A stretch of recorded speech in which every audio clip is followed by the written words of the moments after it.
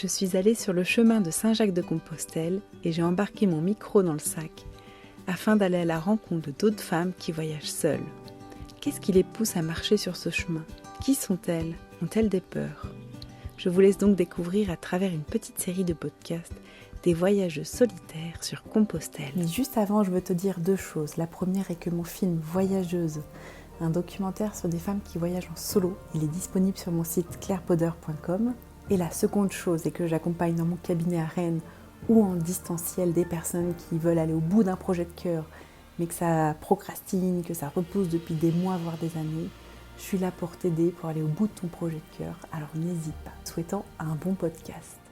Du coup, je vais juste remettre le petit contexte là parce que c'est drôle. Là, on est dans le noir, on fait du bivouac sauvage au même endroit, à côté d'une place de village. Avec le clocher. Avec le clocher pas loin. Le barrage qui ne doit pas céder normalement. Normalement. Donc voilà pour le contexte. Et du coup, Marie, est-ce que tu veux bien te présenter ? J'ai 38 ans et demi. Je suis plus près des 39 que des 38.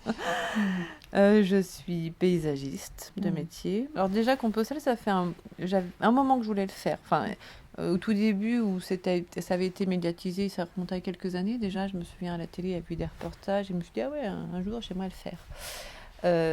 Alors, c'était pas prévu que je le fasse cette année. Ou voilà, c'est vrai. Ça m'est tombé un peu sur le coin de la tronche, comme on dit.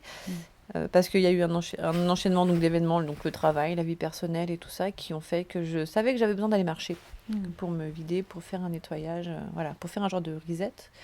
Et j'avoue que j'avais pensé au début à Stevenson, en fait. Et puis, sachant qu'apparemment Stevenson, il y a un peu plus de dénivelé, enfin voilà. Je me suis dit, ouais, pourquoi pas voilà. J'étais en train de lire aussi un bouquin, donc comme je te disais tout à l'heure, des mots d'un Kerouac qui parlait de Compostelle. Et puis, en fait, j'étais dans le canapé avec ma mère. Et puis, je regarde, je dis, ah, puis ouais, pourquoi pas Compostelle, en fait. Et puis oui, en bivouac, parce que du bivouac, j'en ai déjà fait un petit peu en montagne, parce que je suis de Thonon, donc comme je t'ai dit, Haute-Savoie.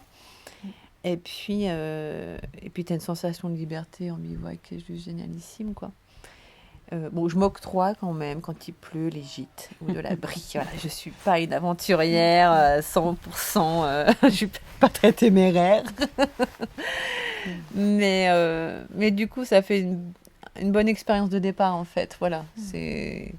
Parce qu'on n'est pas tout seul non plus perdu. Il y a quand même, on trouve des endroits, il y a des commodités. Donc voilà, c'est du bivouac quand même. C'est pas ultra sauvage, donc on arrive à s'en sortir. Mais malgré tout, j'avais besoin aussi de me retrouver moi-même, en fait. Dans ce bivouac, je sais pas dire si on peut dire reprouver, mais j'avais perdu cette sensation de débrouillardise, en fait. Je suis quelqu'un de très autonome et très indépendante, comme je t'ai dit. Et j'ai été un peu élevée dans ce mode où on n'a pas besoin des hommes et débrouille-toi. Enfin voilà, j'ai été 7 ans toute seule, donc quand tu sais pas un truc, quand j'étais face à une difficulté, je me disais, bon, comment tu ferais si tu étais toute seule ? Donc finalement, tu trouves une solution. Tu mets un peu plus de temps que si tu es à deux, mais tu trouves la solution. Et quand j'étais en couple, ils me disaient souvent, mais dis-moi si tu peux pas. Et j'avais l'impression, du coup, en ces 2 ans, de m'être un peu posée là-dessus. Et j'avais besoin de me reprouver un peu pour moi, que j'étais capable de nouveau de me débrouiller, en fait. Ça peut paraître idiot, mais j'avais perdu cette sensation de débrouillardise. Je ne sais pas si ça se dit, mais... Donc, du coup, le fait aussi de bivouaquer, voilà, tu es obligé de te débrouiller. Hein, finalement, tu portes ton sac, tu portes ton poids, tu démontes ta tente, tu la montes. Voilà, tu peux être à 1003 d'altitude comme tu peux être à 400, tu te débrouilles, quoi. Donc, du coup, ça me fait du bien. Ça me fait du bien parce que là, je suis en train de voir que oui, j'y arrive. Puis si j'y arrive vraiment pas, voilà, je peux toujours demander un coup de main, mais pour le moment, je m'en sors pas trop mal. Donc, mis à part les ampoules. Mais Ah là là, les ampoules. Ouais, les ampoules, c'est bon, j'ai les pieds tout éclairés, là. Et du coup, toi, donc là, tu as combien de kilomètres de marche à peu près ? Alors, je sais pas du tout. J'ai pas calculé. Alors, demain, on arrive à Conques, donc je sais pas si toi, tu approches des 200. Ouais. Ah ouais, déjà ? Ouais, je te jure. Ouais. Ah bah voilà. Tu m'apprends quelque chose, tu vois. En fait, Je sais que moi, je vais aller jusqu'à la frontière, mais la frontière, je crois que c'est la moitié, 700 et des puffs, je crois. Et alors je sais qu'à peu près, ouais, en moyenne, je fais entre 15 et 20 par jour. Alors, il y en a qui disent que c'est pas... Ah, tu fais des petits trajets, mais je dis, mais moi, ça me va très bien. Avec un sac de plus de 15 kilos sur le dos, ça me va très bien. Et puis, c'est pas une course, quoi. Justement, je suis en train d'apprendre ça aussi, cette notion de temps, là, on la perd malgré tout un peu. La dernière fois, pareil, c'était samedi, je me croyais vendredi. Dimanche, je me croyais encore vendredi. Enfin, voilà, je suis restée bloquée sur un vendredi, là, mais...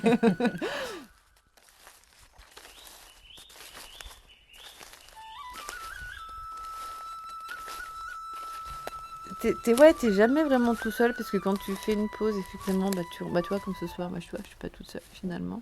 Je marche seule, mais je me sens pas seule, parce que je suis pas toute... Même, je sais quand je suis partie, si tu veux, quand j'ai pris cette décision, j'ai eu, que ce soit au niveau de mes collègues, un élan, en fait, si tu veux, autour de moi, comme j'ai ressenti quand je suis partie en Afrique, en fait. Et j'ai eu aucun retour négatif. J'ai eu que de l'élan, en fait, que du positif. J'ai eu que de l'amour autour de moi et ça porte, en fait. Et je sais que j'ai vraiment des personnes là, qui m'accompagnent. Comme je dis, j'ai un cœur bus, là. Tu vois, j'ai mon cœur, c'est un bus, et puis j'ai mis tous les gens de chez moi. Enfin, voilà, je sais que je les porte pas, attention. Hein, ils marchent avec moi. Mais je sais que je sais qu'il y a toujours un signe sur la route. En tout cas, il y a une amie là, qui me suit vraiment. Et il y a toujours un signe sur la route qui me fait...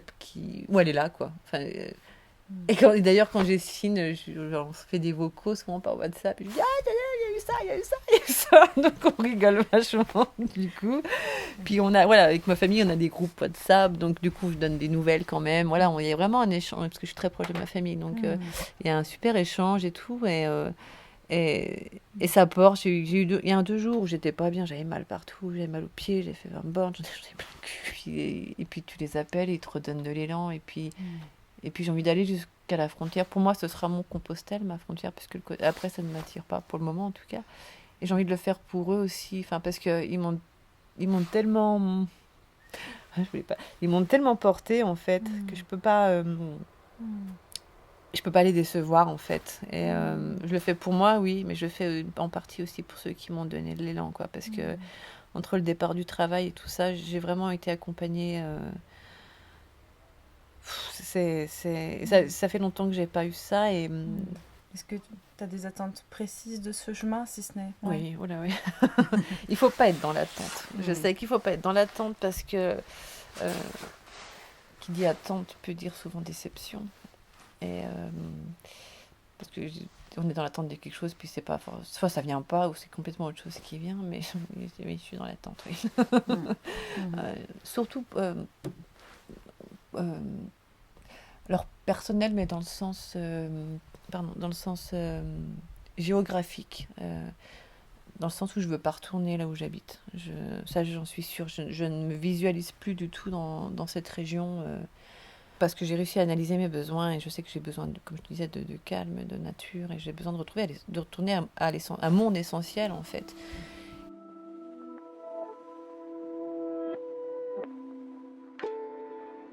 Il y a une question que je me pose, du coup, que je voulais te poser, c'est le bivouac sauvage, ou le bivouac toute seule. Comment tu le vis? Parce que c'est une peur de beaucoup de femmes. Et d'hommes aussi, c'est pas que... Ouais, c'est dingue, il y en a plein. Alors moi, la première nuit, j'ai passé en forêt. après mon bonnet. J'ai refait 2-3 bornes et tout. Il y avait de la forêt. J'ai posé mon truc en forêt. Tout le monde me dit, mais t'as pas eu... Je fais, bah non. Je dis, je crois que les sangliers ont plus peur que nous. Les animaux... alors, pas du tout, en fait. J'aurais peut-être plus peur, entre guillemets, des humains que des animaux sauvages, mais après, je pars du principe... Parce que pareil, en partant, j'avais hésité à prendre une bombe lacrymo. Puis c'est pas mon style. Et puis je me dis... Et puis il y a quelqu'un qui me demandait une... Puis je me suis dit à ce moment-là... Je fais non, je la veux pas. Je fais parce que je me dis, si je la prends... ça veut dire que si je la prends, je vais en avoir besoin. Ça veut dire que ça va provoquer une situation qui va me rendre inconfortable, ou une situation dans laquelle je vais devoir m'en servir. Donc je me suis dit non, je fais confiance. Je suis de nature à faire confiance en la vie, même si j'avais un peu perdu cette notion. Et je dis non, je fais confiance en la vie. Je suis sur Compostelle. Généralement, les gens sont quand même dans une bonne démarche. Je dis pas que le risque zéro n'existe pas. Mais je pense pas à ça. Parce que c'est pas facile pour tout le monde, le bivouac. Mais ouais, il y a beaucoup de gens qui me disent ah, t'es courageuse et tout. Machin. Même avant de partir, je dis mais non, je fais à tout le monde, je me serais capable de le faire. Et puis quelqu'un me dit mais non, moi dans le noir, j'ai peur quand je suis chez moi. Et le courage. Et il y a une citation que j'aime beaucoup, tu sais, c'est pas du courage, ou je sais pas comment on peut le définir, parce que finalement, le courage, c'est pas le manque de peur, mais c'est le fait de les affronter, en fait. Et je trouve ça pas courageux parce que j'ai pas peur de faire du bivouac. Donc je sais pas comment on peut le définir. J'ai des peurs comme tout le monde, mais ça me fait pas peur. Alors attends, je vais attendre juste le petit clocher. Il est quelle heure là du coup? Mais je sais pas, il doit être 8h30. Alors attends. Non, plus. Ah, il doit être 9h déjà. Ah oui, il est déjà 9h. Ouais, 9h. De temps, on va pas passer le temps. On se couche tôt. À 9h30, dodo. Demander une demi-heure, vite. Est-ce qu'il y a quelque chose que tu aimerais partager en lien, par exemple, pour inspirer les femmes qui aimeraient voyager, mais qui ont des blocages, qui ont des peurs? Est-ce que tu as quelque chose à transmettre ou pas? Alors, si elles ont l'envie, quand c'est ton chemin, et quand tu as vraiment l'envie de quelque chose de profond, les événements se débloquent. Et il faut saisir, en fait. Il ne faut pas se laisser bloquer par ces choses qui sont, entre guillemets, matérielles. Alors, c'est plus facile à dire qu'à faire, mais ce matériel, justement, c'est cette sécurité, cette fausse sécurité, en fait. Alors, moi, j'ai pas d'enfant. Je peux comprendre ceux qui ont une vie de famille ou quoi que ce soit, mais il y a toujours moyen de faire garder ses enfants. Je dis pas de partir 3 mois ou 4 mois, d'accord, mais genre, si c'est une première, on peut faire une expérience d'une semaine ou deux, tu vois. Une semaine ou deux, tu trouves toujours quelqu'un, si tu as des gamins, des amis ou un parent pour faire garder tes gamins. Et puis en plus, on a des portables où maintenant on a WhatsApp, on peut communiquer aussi, donc on n'est pas complètement à l'autre bout du monde sans communication, voir comment ça se passe à la maison. Mes 3 notions, moi, c'est de vivre, aimer et de rêver. Ça peut paraître con, mais vivre, pas exister, déjà vivre. Et puis vivre, je me rends compte pour aussi avoir des amis qui sont dans la difficulté de vivre, qui ont un mal-être puissant. Je me dis que vivre, des fois, c'est compliqué. Aimer, parce que aimer, c'est porteur, et parce que aimer, c'est la clé. L'amour, c'est la clé de beaucoup de choses. Il y a peu de choses entre l'amour et la haine, et c'est vrai, le fil est fin, on peut vite basculer, mais aimer, c'est l'amour, ça peut être universel, c'est aimer soi-même, s'aimer les uns les autres. S'aimer les uns les autres, c'est pas moi qui l'ai inventé, hein. Mais c'est tellement puissant, c'est quelque chose de tellement puissant que il faut, pour moi, ça fait partie de ces 3 clés. Et rêver, parce que rêver, pour moi, j'ai besoin de rêver, quoi. C'est un peu magique, c'est un peu ce monde peut-être bisounours parallèle, mais moi, j'ai besoin de ces 3 choses-là, quoi. Donc, c'est chouette, tes 3 piliers. Ouais, c'est mes 3 piliers, ouais. Vivre, aimer et rêver. Ouais, merci. Merci à cette voyageuse du chemin pour cette entrevue improvisée. Si le voyage au féminin vous intéresse, mon film documentaire sur des voyageuses en solitaire est disponible. Pour en savoir plus, vous pouvez consulter mon site internet clairepoder.com.